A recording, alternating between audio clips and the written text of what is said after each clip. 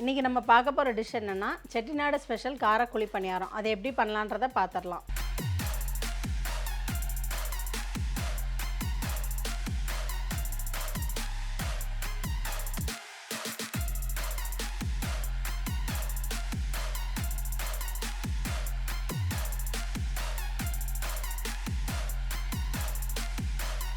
இப்போ நம்ம காரக்குழி பணியாரத்துக்கு தேவையான பொருட்கள் என்னென்னன்றதை பார்த்துடலாம். இப்போ ஃபஸ்ட்டு மாவரைக்க தேவையான பொருட்கள்: புழுங்கல் அரிசி 400 கிராம், பச்சரிசி 300 கிராம், உளுந்து 100 கிராம், வெந்தயம் 1 டேபிள் ஸ்பூன். இப்போ காரக்குழி பணியாரத்துக்கு தாளிப்புக்கு தேவையான பொருட்கள்: 5 டேபிள் ஸ்பூன் ஆயில், ஒரு பெரிய வெங்காயம் பொடுசாக நறுக்கினது, 2 பச்சை மிளகா பொடுசாக நறுக்கினது, 2 வரமிளகா பொடுசாக நறுக்கினது, 1 டேபிள் ஸ்பூன் கடுகு, 1 டேபிள் ஸ்பூன் கடலைப்பருப்பு, 1 டேபிள் ஸ்பூன் உளுந்தம்பருப்பு, 1 கொத்து கருவேப்பிலை, பொடுசாக நறுக்கின கொத்தமல்லி 1 கொத்து, தேங்காய் துருவல் 1/4 மூடி, உப்பு தேவையான அளவு. இப்போ நம்ம ஃபஸ்ட்டு பணியார மாவு ரெடி பண்ணுறதுக்கு தேவையான பொருட்கள் ஊற வச்சிடலாம். இப்போ நம்ம ஃபஸ்ட்டு 400 கிராம் புழுங்கல் அரிசி எடுத்து வச்சுருக்கோம், அதை போட்டுடலாம். ஒரு 300 கிராம் பச்சரிசி எடுத்து வச்சுருக்கோம். நம்ம ஏன் புழுங்கல் அரிசி ஜாஸ்தி போடுறோன்னா அப்போ தான் நமக்கு அந்த சாஃப்ட்னஸ் கிடைக்கும். ஒரு 100 கிராம் உளுந்து எடுத்து வச்சுருக்கோம், அதை போட்டுக்கலாம். நம்ம உளுந்து ஜாஸ்தி போட்டோன்னா கல்லுலேருந்து பணியாரம் எடுக்க வராது, ஒட்டிக்கு உளுந்து ஜாஸ்தி இருந்துச்சுன்னா. அதனால தான் நம்ம உளுந்து கம்மியாக போடுறோம். அடுத்து வெந்தயம் எடுத்து வச்சுருக்கோம், இது 1 டேபிள் ஸ்பூன் போட்டுக்கிறோம்.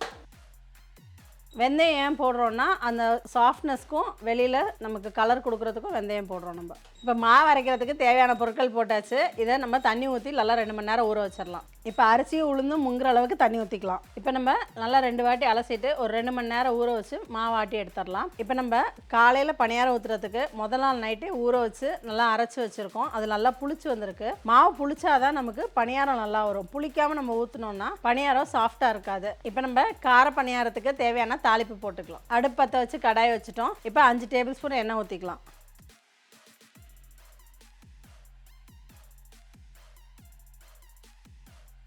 இப்போ எண்ணெய் காஞ்சிருச்சு. நம்ம அடுத்தது 1 டேபிள் ஸ்பூன் கடுகு போட்டுக்குவோம். இப்போ கடுகு நல்லா பொரிஞ்சிருச்சு. அடுத்த 1 டேபிள் ஸ்பூன் கடலைப்பருப்பு. கடலைப்பருப்பு உளுந்து போட்டிருக்கோம். ஏன்னா அப்போ நம்ம பணியாரம் நம்ம கடித்து சாப்பிட்றப்ப அது நல்லா க்ரன்ச்சியாக இருக்கப்போ ரொம்ப நல்லாயிருக்கும். லைட்டாக செவந்தோடனே நம்ம பச்சை மிளகா போட்டுக்கலாம். இப்போ கடலைப்பருப்பு உளுந்து பருப்பு நல்லா செவந்துருச்சு. இப்போ நம்ம பச்சை மிளகா போட்டுக்கலாம். 2 பச்சை மிளகா பொடிசாக நறுக்கி வச்சுருக்கோம், அதை போட்டுக்க போகிறோம். 2 வரமிளகா பொடிசாக கட் பண்ணி வச்சுருக்கோம், அதையும் போட்டுக்கிறோம். இப்போ நம்ம பெரிய வெங்காயம் 1 வெங்காயம் பொடிசாக கட் பண்ணி வச்சுருக்கோம். நீங்கள் வேணால் சின்ன வெங்காயம் கூட போட்டுக்கலாம். இப்போ வெங்காயம் லைட்டாக கண்ணாடி பதம் வர அளவுக்கு வதங்கிக்கணும். இப்போ நம்ம வெங்காயம் வந்து ரொம்பவும் வதங்கிடக்கூடாது, லைட்டாக வதங்கினா போதும். அப்போ தான் நம்ம அந்த பணியாரம் சாப்பிட்றப்ப வெங்காயம் கடித்து சாப்பிட்றப்ப நல்லாயிருக்கும். இப்போ நம்ம 1/4 மூடி தேங்காய் நல்லா துருவி வச்சுருக்கோம். இப்போ அதை போட்டுக்க போகிறோம். உங்களுக்கு வேணுன்னா ஆப்ஷனலில் நீங்கள் கேரட் கூட துருவி போட்டுக்கலாம். தேங்காய் போட்டுட்டோம். தேங்காய் போட்டு ரொம்பவும் வதக்கக்கூடாது, அது தேங்காய் எண்ணெய் ஸ்மெல் வந்துடும். லைட்டாக ஒரு வதக்க அந்த சூட்டில் வதக்கினா போதும். இப்போ நம்ம கருவேப்பிலை பொடிசாக நறுக்கினது போட்டுக்கிறோம். நம்ம ஏன் முதல்ல கருவேப்பிலை போடலன்னா அது கலர் ரொம்ப மாறிடும். நம்ம லாஸ்ட்டாக அந்த சூட்டில் போட்டு வதக்கிறப்ப தான் நமக்கு அந்த பணியாரம் ஊற்றுறப்ப அந்த கருவேப்பிலையோட டேஸ்ட்டு ஃப்ளேவர் நல்லா கிடைக்கும். அதனால தான் நம்ம இப்போ லாஸ்ட்டாக போடுறோம். இப்போ இதே மாதிரி ஒரு கொத்து கொத்தமல்லியும் லாஸ்ட்டாக தான் போட்டுக்க போகிறோம். இதுவும் முதல்ல போட்டோன்னா ரொம்ப வதங்கின மாதிரி ஆயிரும். அடுத்து இப்போ இந்த தாளிப்புக்கு தேவையான உப்பு மட்டும் நம்ம போட்டுக்க போகிறோம். இப்போ இந்த சூட்லேயே லைட்டாக ஒரு கிளறி விட்டுக்கலாம். இப்போ நமக்கு தாளிப்பு ரெடி ஆயிடுச்சு. இப்போ இந்த மாவில் போட்டு கலக்கிக்கலாம். இப்போ நம்ம மாவுக்கு உப்பு போட போகிறதில்ல, ஏன்னா நம்ம நேற்று ஆட்டினப்பே உப்பு போட்டு தான் கரைச்சி வச்சுருக்கோம். அதனால மாவுக்கு உப்பு போட போகிறதில்ல. இந்த தாளிப்புக்கு தேவையான உப்பு இதிலே போட்டுட்டோம். இப்போ இதை கலந்துக்கலாம். இதில் இப்போ தாளிப்பெல்லாம் மாவில் போட்டுட்டோம். இப்போ நம்ம கரைச்சிக்கலாம். மாவு கெட்டியாக இருந்துச்சுன்னா நம்ம கொஞ்சமாக தண்ணி ஊற்றி கரைச்சிக்கணும் தோசை பதத்துக்கு. ரொம்ப கெட்டியாக இருந்துச்சுன்னா உங்களுக்கு பணியாரம் எடுக்க வராது. அதே மாதிரி மாவு ரொம்பவும் தண்ணியாகிடக்கூடாது. இதுதான் நமக்கு கரெக்டான பதம் பணியாரம் ஊற்றுறதுக்கு. இப்போ நம்ம அடுத்து பணியாரம் ஊற்றிடலாம். பணியாரம் ஊற்றுறதுக்கு அடுப்பு பற்ற வச்சு பணியார சட்டி வச்சுட்டோம். கல் காஞ்சோடனே எண்ணெய் ஊற்றிக்கலாம். நமக்கு இப்போ கல் காஞ்சிச்சு, எண்ணெய் ஊற்றிக்கலாம். கல் வந்து காயறதுக்கு முன்னால் ஹை ஃப்ளேமில் வச்சுட்டு அதுக்கப்புறம் பணியாரம் ஊற்றுறப்ப மீடியம் ஃப்ளேமில் கொண்டு போயிடணும். நம்ம பணியாரம் ஊற்றுறப்ப ஹை ஃப்ளேமில் வச்சு ஊற்றக்கூடாது. எதனாலனா வெளியில் கருகிரும், உள்ளே வந்து வேகாமல் வந்துடும். அதனால் மீடியம் ஃப்ளேமில் வச்சு தான் நம்ம பணியாரம் ஊற்றணும். இப்போ எண்ணெய் ஊற்றிக்கலாம். இப்போ நம்ம ஒரு இதில் எண்ணெய் ஊற்றிக்கலாம். எண்ணெயும் கொஞ்சம் நல்லா சூடு ஏறினதுக்கப்புறம் ஊற்றினோன்னா பணியாரம் நமக்கு நல்லா ஷேப்பாக வரும்.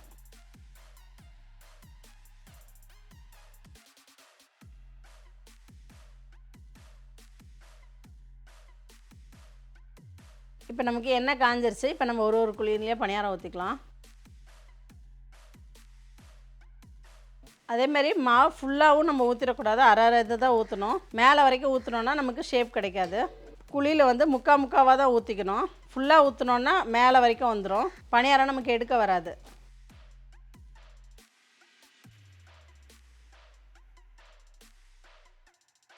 இப்போ நமக்கு மாவு நல்லா புளிச்சு வந்ததுனால பாருங்கள், பணியாரம் நல்லா புஷ்ஷுன்னு எலும்பி வந்திருக்கு. இந்த மாதிரி இருந்தால் தான் நமக்கு பணியாரம் நல்லாயிருக்கும். உள்ளே சாஃப்டாகவும் சாப்பிட்றப்ப நல்லாயிருக்கும் நமக்கு. இப்போ பணியாரம் நம்ம மீடியம் ஃப்ளேமில் தான் வச்சுருக்கோம். இப்போ ஒரு சைடு நல்லா வெந்திருக்கும். இப்போ அதை நம்ம ஒன்று ஒன்றா திருப்பி விட்டுக்கலாம்.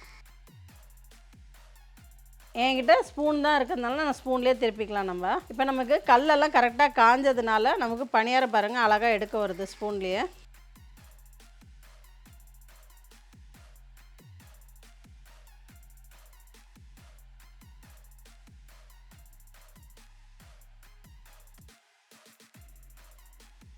நமக்கு இப்போ பணியாரம் நல்லா 2 பக்கமும் வெந்துருச்சு. இப்போ ஒன்று ஒன்றா எடுத்து தட்டில் போட்டுடலாம்.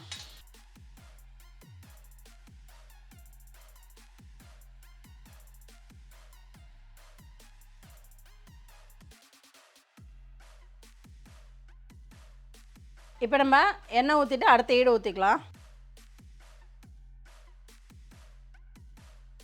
நம்ம இப்போ எண்ணெய் ஊற்றிட்டோம். எண்ணெய் நல்லா 2 நிமிஷம் சூடானோடனே மாவு ஊற்றிக்கலாம். அப்போ தான் நமக்கு பணியாரம் நல்லா ஷேப்பாகவும் கல்லுலேருந்து டக்குன்னு எடுக்கிற மாதிரியும் வரும் நமக்கு. இதே மாதிரி ஒரு குழியிலேயே ஊற்றிக்கலாம். முக்காவாக ஊற்றிக்கலாம். அப்போ தான் நமக்கு வெளியில் வராது மாவு. ஷேப்பும் நமக்கு கரெக்டாக கிடைக்கும்.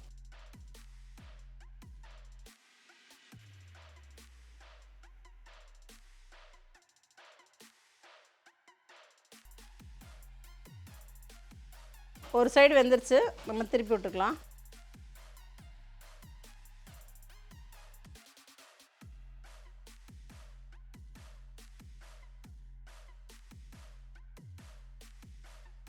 இப்போ நமக்கு சூடான செட்டிநாடு ஸ்பெஷல் கார பணியாரம் ரெடி ஆயிடுச்சு.